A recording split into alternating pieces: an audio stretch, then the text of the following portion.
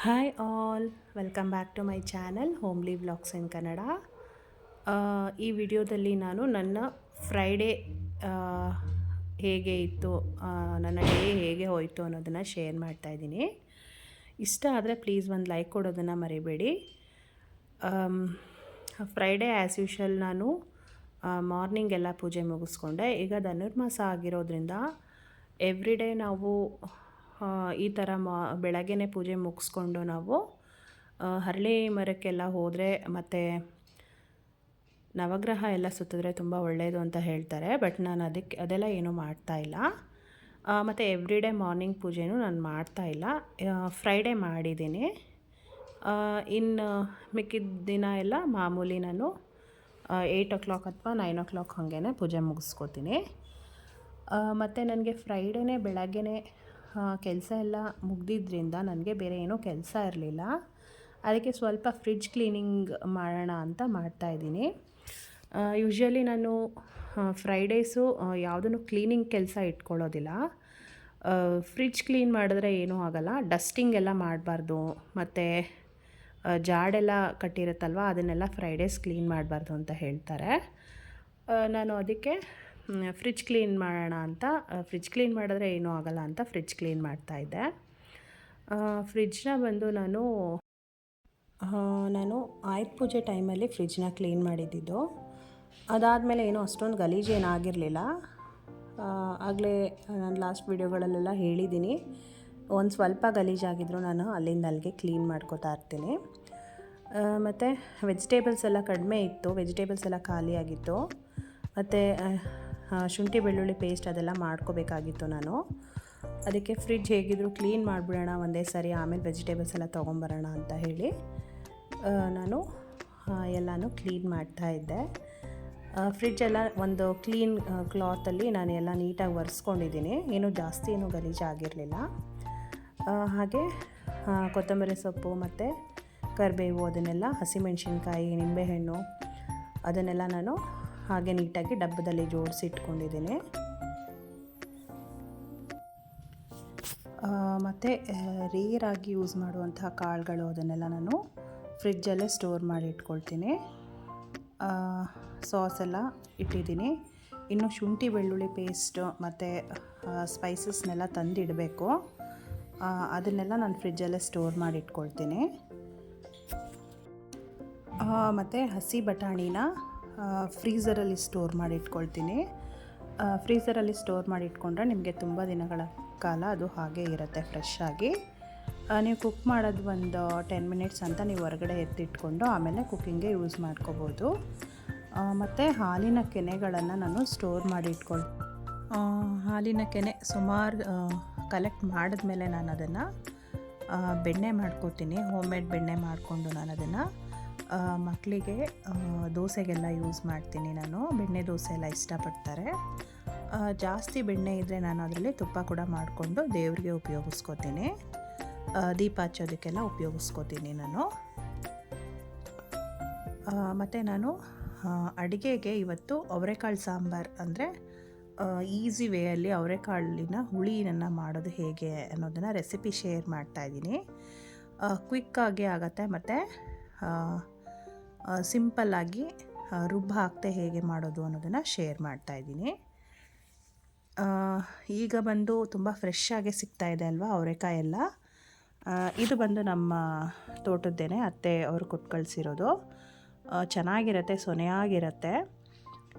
ಅವರೆಕಾಯಿ ಮತ್ತು ಆಲೂಗಡ್ಡೆ, ಬದನೆಕಾಯಿ ಮತ್ತು 2 ಹುಳಿ ಟೊಮೆಟೊನ ಉಪಯೋಗಿಸ್ಕೊತಾ ಇದ್ದೀನಿ. ಈ ಸಾಂಬಾರಿಗೆ ನೀವು ಹುಳಿ ಟೊಮೆಟೊನೇ ಉಪಯೋಗಿಸಿದ್ರೆ ತುಂಬ ಟೇಸ್ಟಿಯಾಗಿರುತ್ತೆ. ಮತ್ತು ನಾನು ಸಾಂಬಾರು ಪೌಡರ್ನ ಹಾಕೋತಾ ಇದ್ದೀನಿ. ಸಾಂಬಾರು ಪೌಡರ್ ನಿಮಗೆ ಖಾರಕ್ಕೆ 2-3 ಸ್ಪೂನ್ ನಾನು ಯೂಸ್ ಮಾಡ್ಕೋತಾ ಇದ್ದೀನಿ. ಮತ್ತು ಸ್ವಲ್ಪ ಕೊತ್ತಂಬರಿ ಸೊಪ್ಪನ್ನು ಕೂಡ ಆ್ಯಡ್ ಮಾಡ್ಕೊಂಡಿದ್ದೀನಿ. ಈಗ ರುಚಿಗೆ ತಕ್ಕಷ್ಟು ಉಪ್ಪನ್ನು ಹಾಕಿ ನಾವು ಲಿಡ್ನ ಕ್ಲೋಸ್ ಮಾಡಿಕೊಂಡು 2-3 ವಿಷಲ್ನ ಹೊಡೆಸ್ಕೊಂಡ್ರೆ ನಿಮಗೆ ಎಲ್ಲ ಚೆನ್ನಾಗಿ ಬೆಂದಿರುತ್ತೆ. ಆಮೇಲೆ ನಾವು ಇದನ್ನು ಒಗ್ಗರಣೆ ಮಾಡ್ಕೊಳ್ಳೋಣ.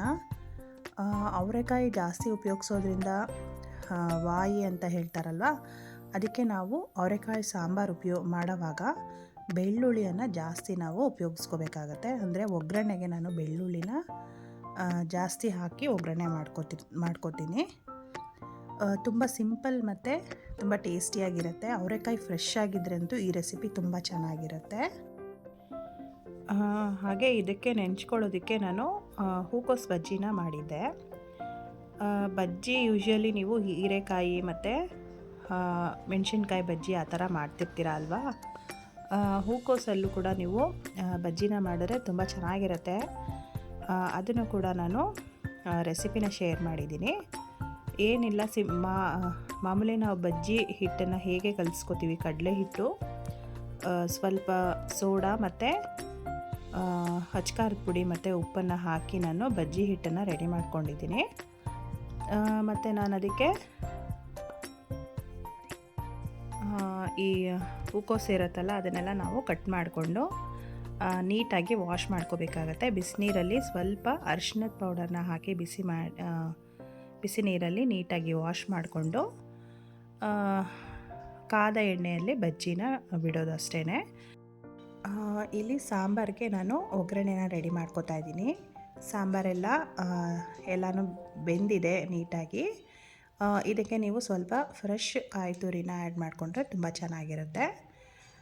ಒಗ್ಗರಣೆಗೆ ನಾನು ಸಾಸಿವೆ, ಈರುಳ್ಳಿ, ಕ್ರಷ್ ಮಾಡ್ಕೊಂಡಿರುವಂತಹ ಬೆಳ್ಳುಳ್ಳಿ, ಕರಿಬೇವಿನ ಸೊಪ್ಪನ್ನು ಹಾಕ್ಕೊಂಡು ನಾನು ಒಗ್ಗರಣೆ ಮಾಡ್ಕೊಳ್ತೀನಿ.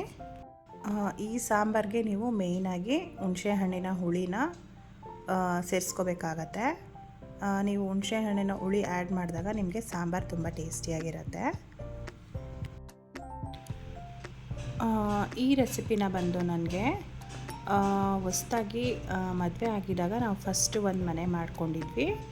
ಆ ಓನರು ನನಗೆ ಈ ರೆಸಿಪಿನ ಹೇಳ್ಕೊಟ್ಟಿದ್ದು. ಕ್ವಿಕ್ ಆ್ಯಂಡ್ ಈಸಿಯಾಗಿ ಆಗುತ್ತೆ, ಈ ಥರ ಮಾಡ್ಕೊ ನೀನು ಸಾಂಬಾರನ್ನ ಅಂತ ಹೇಳ್ಕೊಟ್ಟಿದ್ರು. ರುಬ್ಬಾಕಿ ಎಲ್ಲ ನನಗೆ ಆವಾಗ ಸಾಂಬಾರು ಅಷ್ಟು ಮಾಡೋಕ್ಕೆ ಗೊತ್ತಾಗ್ತಾ ಇರಲಿಲ್ಲ.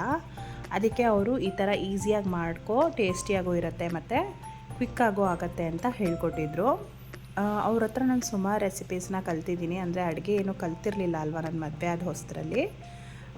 ತುಂಬ ಚೆನ್ನಾಗಿ ರೆಸಿಪೀಸ್ನೆಲ್ಲ ಹೇಳ್ಕೊಡ್ತಿದ್ರು. ಮುದ್ದೆ ಮಾಡೋದೆಲ್ಲ ಹೇಗೆ ಅಂತೆಲ್ಲ ಹೇಳ್ಕೊಡ್ತಿದ್ರು. ನಾನು ಈಗಲೂ ಅಷ್ಟೇ ಅವ್ರನ್ನ ನೆನೆಸ್ಕೋತೀನಿ. ತುಂಬ ಒಳ್ಳೆ ಓನರ್ ಅವರು. ಅಮ್ಮ ಎಲ್ಲ ದೂರ ಇದ್ದರು, ಬೆಂಗಳೂರಲ್ಲಿದ್ದರು. ರೆಸಿಪೀಸು ಸ್ವಲ್ಪ ಅಡುಗೆ ಎಲ್ಲ ಮಾಡೋಕ್ಕೆ ಬರ್ತಾ ಇರಲಿಲ್ಲ ಆವಾಗ. ಅವ್ರು ತುಂಬ ನನಗೆ ಸಪೋರ್ಟಿವ್ ಆಗಿದ್ದರು. ಈ ಥರ ಅಡುಗೆ ಮಾಡ್ಕೊ, ಈ ಥರ ಅಂತ ಎಲ್ಲ ತುಂಬ ಚೆನ್ನಾಗಿ ಹೇಳ್ಕೊಡ್ತಾಯಿದ್ರು. ಅವ್ರ ಹತ್ರ ಈ ರೆಸಿಪಿನ ನಾನು ಕಲ್ತಿದ್ದು. ಈಗಲೂ ಈ ರೆಸಿಪಿನ ಜಾಸ್ತಿ ಮಾಡ್ತಾಯಿರ್ತೀನಿ ಅವರೆಕಾಯಿ ಸೀಸನಲ್ಲೆಲ್ಲ. ತುಂಬ ಟೇಸ್ಟಿಯಾಗಿರುತ್ತೆ. ನೋಡಿ, ಸಾಂಬಾರೆಲ್ಲ ರೆಡಿ ಆಗಿದೆ. ಈಗ ಹುಣಸೆಹಣ್ಣಿನ ಹುಳಿ ಎಲ್ಲನೂ ಹಾಕ್ಕೊಂಡು ನಾನು ಈಗ ಸಾಂಬಾರೆಲ್ಲ ನೀವು ಚೆನ್ನಾಗಿ ಕುದಿಸ್ಕೊಂಡ್ರೆ ಸಾಂಬಾರು ರೆಡಿ ಆಗುತ್ತೆ. ನೆಕ್ಸ್ಟು ನಾನು ಇದಕ್ಕೆ ಹಪ್ಪಳನೇ ಹಾಕೊಂಬಿಡೋಣ ಅಂತ ನೆಂಚ್ಕೊಳ್ಳೋಕ್ಕೆ ಅಂತ ಮಾಡ್ತಿದ್ದೆ. ನನ್ನ ಮಗ ಅಮ್ಮ ಹೂಕೋಸು ಇದೆಯಲ್ಲ ಬಜ್ಜಿ ಮಾಡಿಕೊಡಿ ಅಂತಲೇ ಕೇಳ್ತಿದ್ದ. ಸರಿ, ಅದು ಕ್ವಿಕ್ಕಾಗೆ ಆಗುತ್ತೆ, ಅದು ಏನು ಜಾಸ್ತಿ ಕೆಲಸ ಹಿಡಿಯಲ್ಲ ಅಂತ ಹೇಳಿ ಹೂಕೋಸು ಬಜ್ಜಿಯನ್ನೇ ಮಾಡಿಕೊಟ್ಟೆ. ಅಂದರೆ ಅವನಿಗೆ ಸ್ಯಾಟರ್ಡೆ ಹಾಫ್ ಡೇ ಇತ್ತು ಕ್ಲಾಸು, ಅದಕ್ಕೆ ಬೇಗ ಬಂದಿದ್ನಲ್ವಾ, ಮಾಡಿ ಅಂತ ಫೋರ್ಸ್ ಮಾಡ್ದ. ಸರಿ, ಹಪ್ಪಳ ಬದಲು ಇದನ್ನೇ ಮಾಡೋಣ ಬಜ್ಜಿನ ಅಂತ ಬಜ್ಜಿ ಮಾಡಿಕೊಟ್ಟೆ. ತುಂಬ ಚೆನ್ನಾಗಿರುತ್ತೆ, ನೀವು ಟ್ರೈ ಮಾಡಿ. ಹೀರೆಕಾಯಿ, ಮೆಣಸಿನ್ಕಾಯಿ ಅದನ್ನು ಎಲ್ಲರೂ ಮಾಡ್ತೀವಿ. ಇದು ಡಿಫ್ರೆಂಟ್ ಆಗಿರುತ್ತೆ, ನಿಮಗೆ ತುಂಬಾ ಚೆನ್ನಾಗಿರುತ್ತೆ. ವಿಡಿಯೋ ಇಷ್ಟ ಆದರೆ ಲೈಕ್ ಮಾಡಿ, ಶೇರ್ ಮಾಡಿ, ಕಮೆಂಟ್ ಮಾಡಿ. ಇನ್ನೂ ಸಬ್ಸ್ಕ್ರೈಬ್ ಆಗಿಲ್ಲ ಅಂದರೆ ಪ್ಲೀಸ್ ಸಬ್ಸ್ಕ್ರೈಬ್ ಮಾಡ್ಕೊಂಡು ನೋಡಿ. ಏನಾದರೂ ಕ್ವೆಶನ್ಸ್ ಇದ್ದರೆ ಕಮೆಂಟ್ ಮಾಡಿ. ಇನ್ನೂ ಹೆಚ್ಚು ವೀಡಿಯೋಸ್ನ ಹಾಕ್ತಾ ಇರ್ತೀನಿ. Thank you for watching. ಈಗ ಊಟದ ಟೈಮ್ ಆಯಿತು, ನಾವು ಊಟ ಮಾಡ್ತೀವಿ. Thank you.